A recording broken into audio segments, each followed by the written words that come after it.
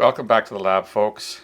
I know it's been over a week since my last video, but we've had some pretty interesting weather around here. It seemed like every day I had to spend several hours just cleaning up the snow or cleaning up trees that fell down in the yard. Actually, two of them fell down on the house, but they were small trees, so no damage was done. But it's been pretty interesting. We had over a meter of snow in total, and today we're getting freezing rain. So I decided I better get down here and do a video for you guys before I have to go out and clean up some other mess or before the power goes out. We've had about 15 power failures in the last 9 days too, so it's been very interesting. Anyway, that's my excuse for not doing any videos because I just had no time to do them. But let me show you something today that is quite interesting. I'm going to show you something about LEDs that you may not have known. You may, but you may not have known.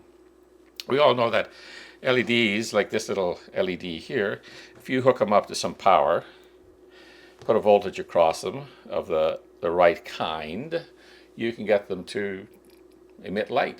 Same thing with this big panel here. We can get it to emit light too. What else can they do? Well, this is the part that you may not know. Let me put a meter on this.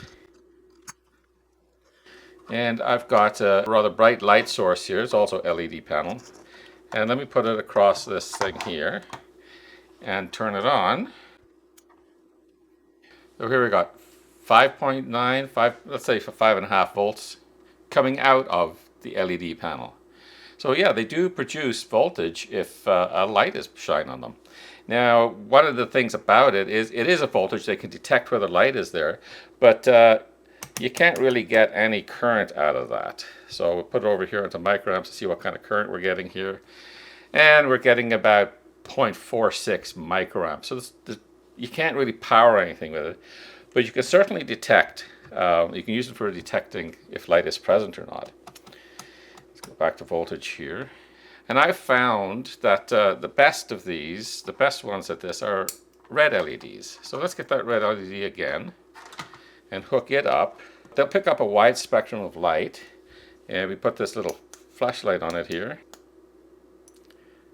So you're getting about 1.5 volts out of this red LED. Other LEDs like this blue one here, you can get them to detect light too, just like the red LED. It seems to be a little bit more finicky about where the light goes and where it falls on them, but other than that, they will detect light, and you'll get a voltage out of them. Again, the amount of current that you get out of these is vanishingly small. In a lot of cases, you don't need a lot of current in order to do something useful. Let's see how much this gets us here. We'll go to microamps. Okay, here we go. Yeah, so you see we're getting about 1.8 microamps out of this red LED. So it's not going to power anything, but you could use this. If you're in a pinch, you could get a white LED and a red LED and put some heat shrink around them and make yourself an opto-coupler. And let's see how that works. Okay, right here on this breadboard, I have an amber LED feeding a red LED, a little bit of heat shrink holding them together. And I have a 47 ohm resistor going into this one to limit the current. And across this one I have 100K just to kind of discharge the capacitance within the diode. So every diode, as you know, also acts as a capacitor when it's not forward biased. So this will just drain off the current to give a little bit better response.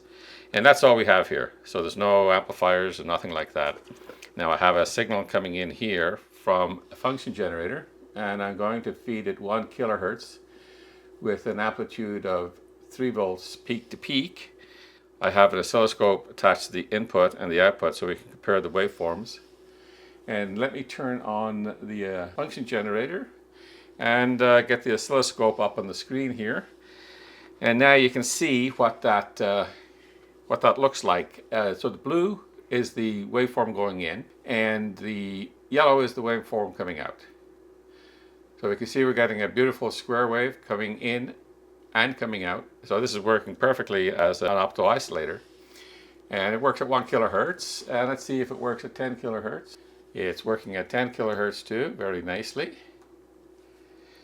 You're getting a little bit of rounding on the edges there. But this, like I say, is without any amplification, without no transistors attached to it. And so we've got a peak to peak going in. It says a mean value of 3.6 volts. And we have coming out about half a volt peak to peak. If you're stuck for an opto-isolator, you can build one this way. Let's see, will it go up to 100 kilohertz? Okay, okay, that's not beautiful, but it is useful. I mean, you could, with some amplification on that, you could get yourself a reasonable signal. So there you go. Something you may not have known about LEDs, that they can also be used to detect light quite effectively. I had some plans regarding some upcoming videos, but unfortunately, on top of everything else, we have a mail strike in Canada. It's on now into its 4th week. And according to the officials at Canada Post, they have literally tens of millions of parcels in limbo that can't be delivered. So, about 30 of those parcels are mine.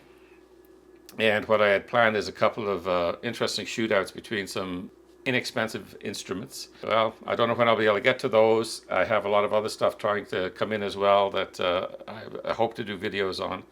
So I'll have to be a little bit more inventive, like show you stuff like this if I can. In the meantime, hang in there with me. We'll get things sorted out one way or another. We'll continue on.